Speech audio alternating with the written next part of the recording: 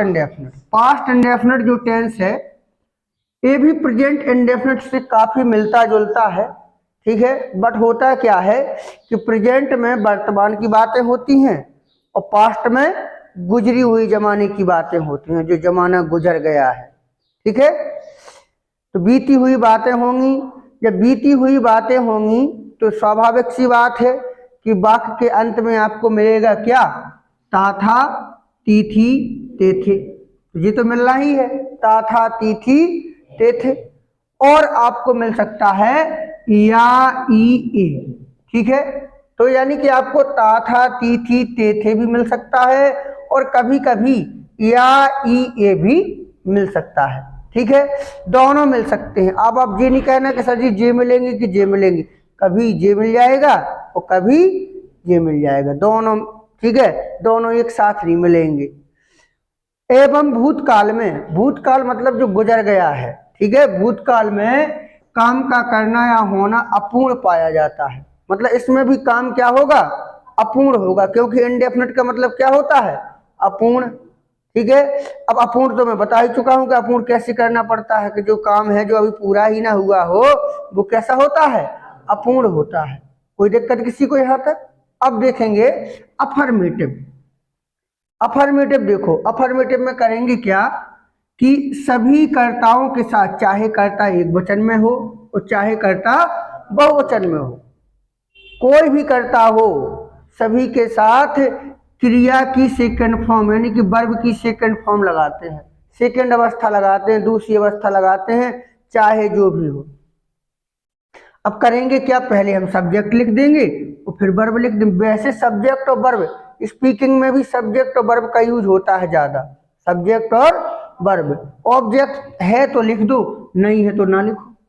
समझ में आ रहा है नहीं, पहले सब्जेक्ट और फिर वर्ब, ऑब्जेक्ट नहीं, पहले सब्जेक्ट फिर ऑब्जेक्ट नहीं, पहले सब्जेक्ट फिर वर्ब। समझ में आ रहा। जैसे एग्जाम्पल देखो, राम ने रावण को मार दिया, राम ने रावण को, तो अच्छा सब्जेक्ट कहाँ मिलता है, आगे मिलता है।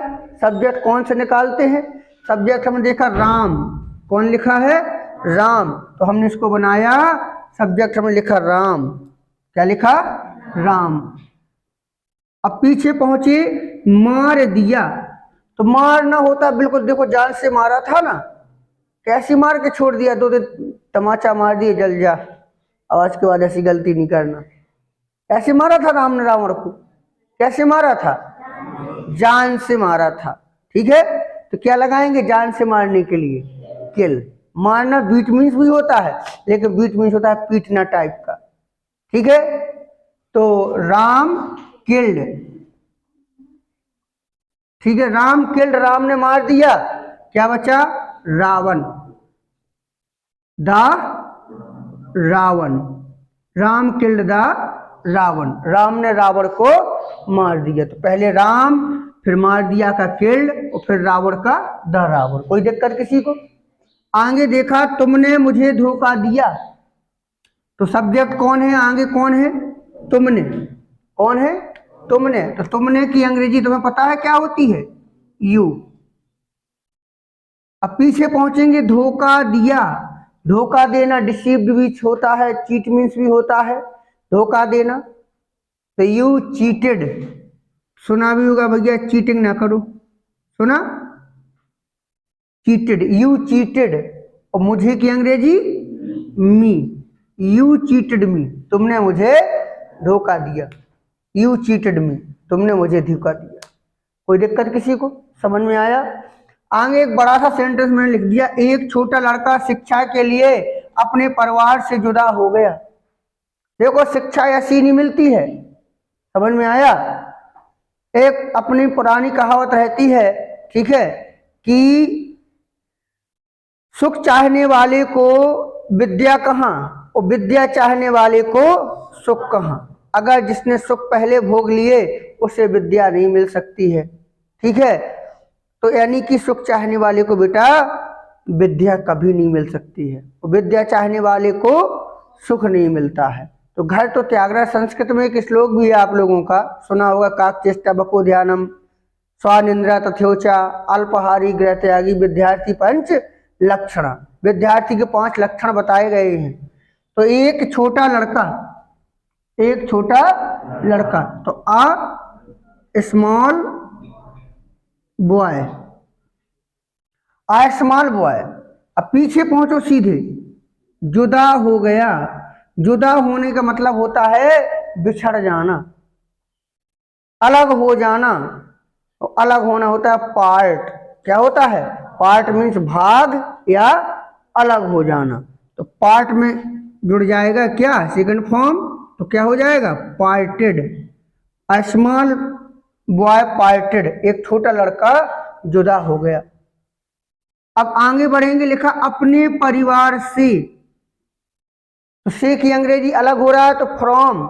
अपने की अंग्रेजी हिज, और परिवार की अंग्रेजी फैमिली, फ्रॉम हिज फैमिली। तो यहाँ पर देखो थोड़ा जगह कम है, मैंने लिख दिया थोड़ा, यहाँ लिख दूं from his family. From his family क्या बचा? शिक्षा के लिए। तो के लिए की अंग्रेजी फॉर, और शिक्षा क्या होता है? एजुकेशन। वाक्य बना a small boy parted from his family for education. एक छोटा लड़का शिक्षा के लिए अपने परिवार से अलग हो गया। कोई समस्या किसी को? समझ में आ रहा? तो देखो बेटा, छोटे छोटे वाक्य तो देखो आप लोग यूं ही बना लोगे। जैसे मैंने 2-3 क्रियाएं लिख दी, जैसे काल लिख दिया, काल है, जैसे मैंने लिख दिया प्ले, ठीक है, जैसे मैंने लिख दिया अब्यूज। अब्यूज मीन्स क्या होता है? गाली देना। जैसे मैंने यहाँ पर लिख दिया गो, क्या लिख दिया? गो। अब जैसे मैंने छोटे छोटे वाक्य बोल रहा हूं, मैंने तुम्हें बुलाया, आई कॉल्ड यू। मैंने खेला, आई प्लेड। मैंने क्रिकेट खेला, आई प्लेड क्रिकेट। मैंने फुटबॉल खेला, मैंने लूडो खेला। समझ में आया? एब्यूज मीन्स गाली देना। मैंने गाली दी, तुमने गाली दी, उसने गाली दी, रानू ने गाली दी। रानू एब्यूज। जिसने भी दी उसका नाम बता दो, बस खत्म, लिख देना है। छोटे छोटे सेंटेंस तो यूं ही बना लिया करो। जो बच्चों के काम है, चाइल्ड्स प्ले। चाइल्ड्स प्ले का मतलब होता है आसान काम, बचकानी वाले काम, बच्चों वाले काम। गो मीन्स जाना। सेकंड अवस्था क्या होती है इसकी? वेंट। मैं गया, मैं स्कूल गया, मैं शहर गया, मैं बाजार गया, आई वेंट टू मार्केट। जहां जाना हो बस ऐसे बोलते रहो। समझ में आया? छोटे छोटे वाक्यों को तो आप मौखिक बोलना ही शुरू किया करो। अब देखेंगे निगेटिव। निगेटिव में क्या होता है बेटा कि सभी कर्ताओं के साथ सहायक क्रिया डिड लगाते हैं। याद रखिए, चाहे अब एक वचन करता हो चाहे बहुवचन हो, सबके साथ में क्या लगेगा? डिड। ठीक है, डिड लग जाएगा। कोई दिक्कत किसी को हो तो बताएं। है? चलिएगा, दिक्कत किसी को नहीं रहती, लेकिन होनी भी नहीं चाहिए। तो सबसे पहले हम लिखेंगे सब्जेक्ट। क्या लिखेंगे? सब्जेक्ट। सब्जेक्ट तो आगे ही मिल जाता है, सबसे पहले स्टैंड पे खड़ा रहता है। कौन? सब्जेक्ट। भैया मैं हूं, तुम कौन हो? मैं सब्जेक्ट हूं। मैं कौन हूं? मैं सब्जेक्ट हूं। और डिड क्या लगाना है? फिर उसके बाद डिड। नॉट तो लगाओगे ही भाई, नहीं रहेगा, नहीं को किसके सहारे छोड़ दोगे? अकेला बेचारा घूमता रहेगा यहाँ वहां। इसके बाद वर्ब मिल जाएगी। वर्ब पीछे होगी। कहाँ होगी? पीछे खड़ी होगी वर्ब। कौन? वर्ब कहाँ मिलेगी? पीछे खड़ी होगी, एकांत भाषा में, एकांत स्थान में।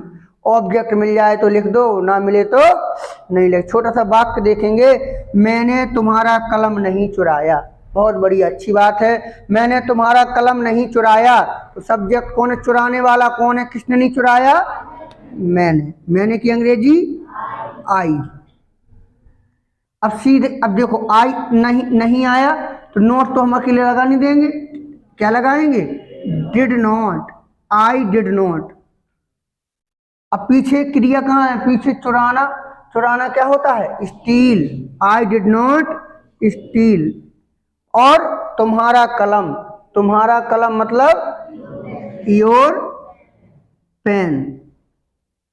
आई did not steal your pen, मैंने तुम्हारा पेन नहीं चुराया।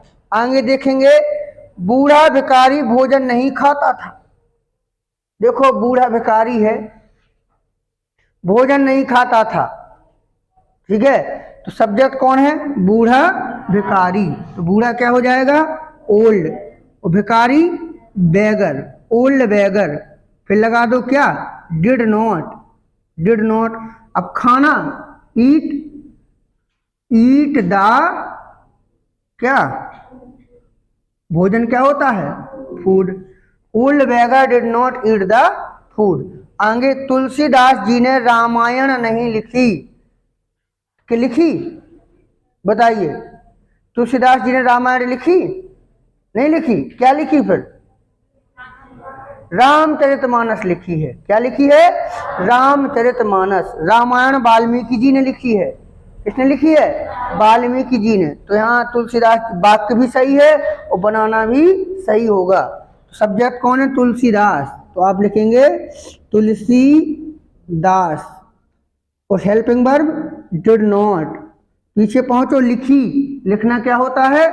राइट द रामायण, ठीक है।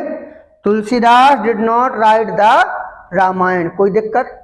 अब यहाँ पर देखो, जैसे जो क्रियाएं हैं, इनमें नोट लगा के बात कर लो। मैंने नहीं बुलाया, आई डिड नॉट कॉल, या डिडंट, क्या बोल सकते हैं? Didn't, I didn't call. मैंने तुम्हें नहीं बुलाया, आई डिडंट कॉल यू। मैंने नहीं खेला, आई डिडंट प्ले, या आई डिड नॉट प्ले।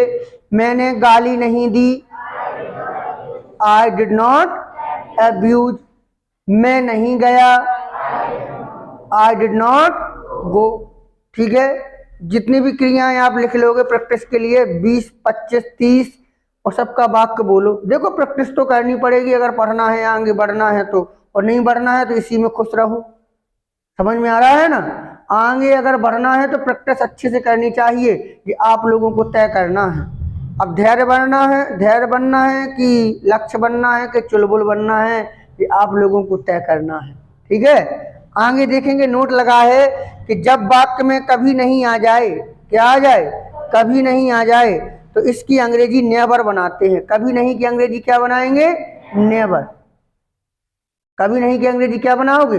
नेवर बनाएंगे। तथा वाक्य अफर्मेटिव की तरह बनेगा। अफर्मेटिव मतलब क्रिया की सेकेंड फॉर्म। नेवर लगेगा लेकिन क्रिया की सेकेंड फॉर्म। जैसे तुमने कभी गाली नहीं दी, तुमने कभी गाली नहीं दी। तो देखिएगा, तुमने कभी गाली नहीं दी, इस सेंटेंस को आप देखेंगे तो तुमने की अंग्रेजी क्या हो जाएगी? यू। और कभी नहीं की अंग्रेजी नेवर, यू नेवर। और गाली देना अब्यूज में जुड़ जाएगा डी, यू नेवर अब्यूज्ड। तुमने कभी गाली नहीं दी। तुमने कभी झूठ नहीं बोला, कैसे बनेगा? यू नेवर टोल्ड अ लाई, ठीक है। तुमने, मैंने कभी ऐसे होनहार विद्यार्थियों को नहीं पढ़ाया, ठीक है। ऐसे होनहार विद्यार्थी, ठीक है, कि जो समझ ही नहीं रहे हैं आधे, समझा करो, हैं। मैंने कभी ऐसे होनहार विद्यार्थियों को नहीं पढ़ाया, तो मैंने की अंग्रेजी क्या हो जाएगी? आई। और कभी नहीं की अंग्रेजी नेवर, आई नेवर। पीछे पहुंचे, वर्ब तो पीछे मिलती है, पढ़ाना, टीच की third form, second form taught, I never taught, मैंने नहीं पढ़ाया। मैंने कभी नहीं पढ़ाया क्या बच्चा? ऐसे होनहार विद्यार्थी, ऐसे अंग्रेजी सच, होनहार ब्राइट, विद्यार्थी स्टूडेंट्स।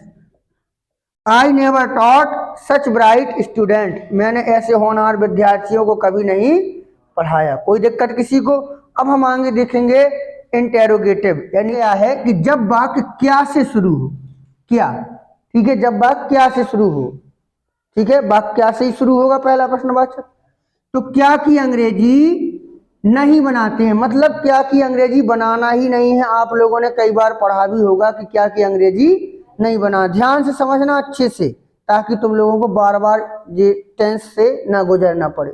तो क्या की अंग्रेजी नहीं बनाते हैं, क्या की जगह सहायक क्रिया क्या लिख देते हैं, डिड लिख देते हैं। मतलब क्या की जगह आपको पहली बात तो डिड लिख देना है।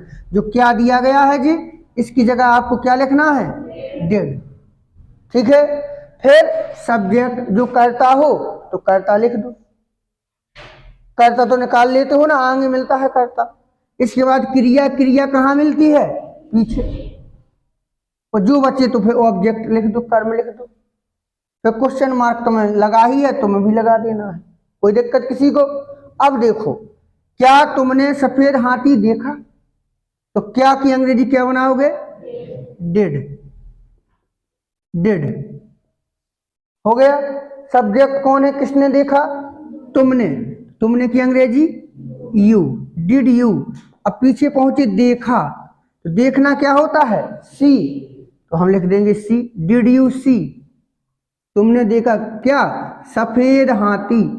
सफेद क्या होता है, व्हाइट। और हाथी क्या होता है, elephant. Did you see white elephant. किसी को दिक्कत, समझ में आया। आगे ना आया तो एक और देख लो, क्या मेरे भाई ने पिल्ला पाला। अभी अंदर घुस आया था पिल्ला, क्यों। पिल्ला जानते हो क्या होता है, पपी।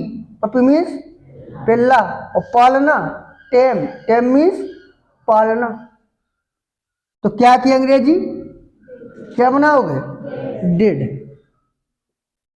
सब्जेक्ट कौन है, किसने पाला, मेरे भाई। मेरे भाई की अंग्रेजी क्या हो जाएगी, my brother. Did my brother.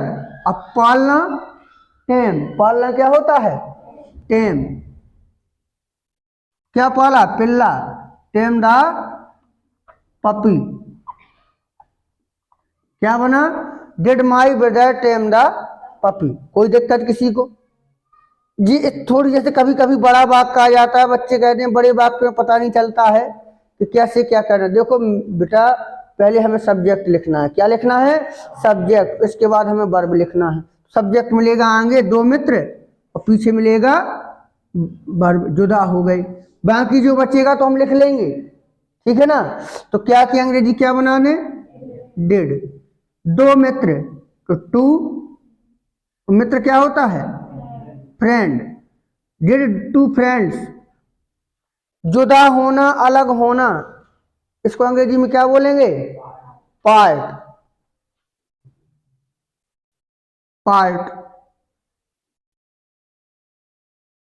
अब आगे बढ़ेंगे, हमेशा के लिए, चाहे यहां लिख दें चाहे वाक्य के बाद में लिख दो। एक दूसरे से, तो एक दूसरे से मतलब ईच अदर।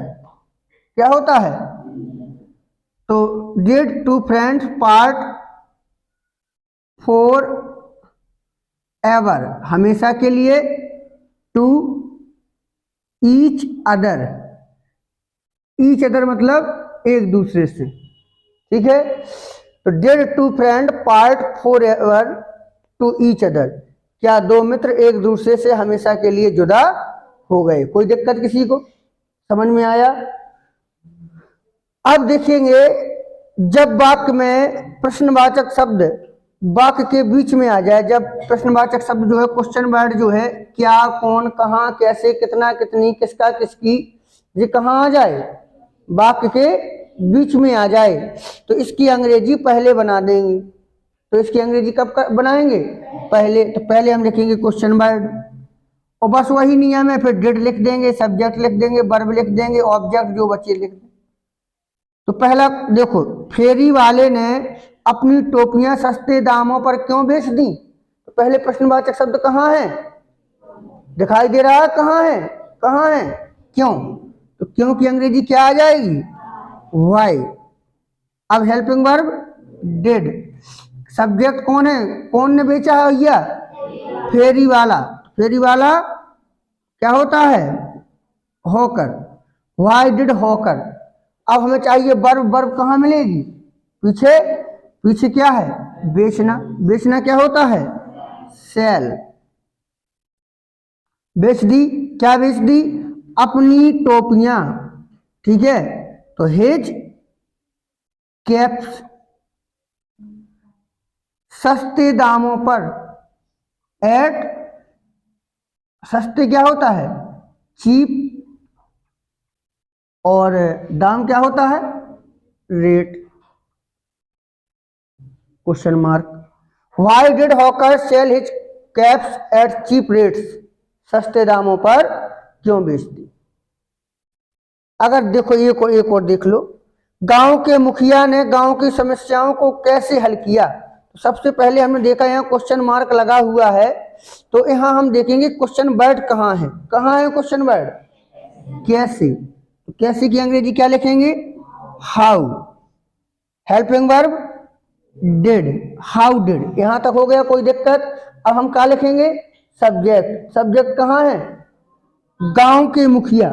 तो गांव का मुखिया जानते हो कौन होता है, प्रधान, चीफ मैन। क्या लिख सकते हैं, चीफ मैन, चीफ यानी प्रमुख, चीफ मैन गांव का। ऑफ द, गांव क्या होता है, village. How did chief man of the village, गांव के मुखिया ने, पीछे पहुंचेंगे, हल किया। हल करना क्या होता है, सॉल्व। सॉल्व क्या बचा, गांव की समस्याएं। समस्याएं क्या होता है, प्रॉब्लम्स ऑफ द, क्या, तेज बोला करो, मन ही मन नहीं। How did chief man of the village solve problem of the village. अब बताइए किसी को कोई दिक्कत जो समझ में ना आया हो, समझ में आया। चलिए अभी हम एक्सरसाइज करेंगे इसकी।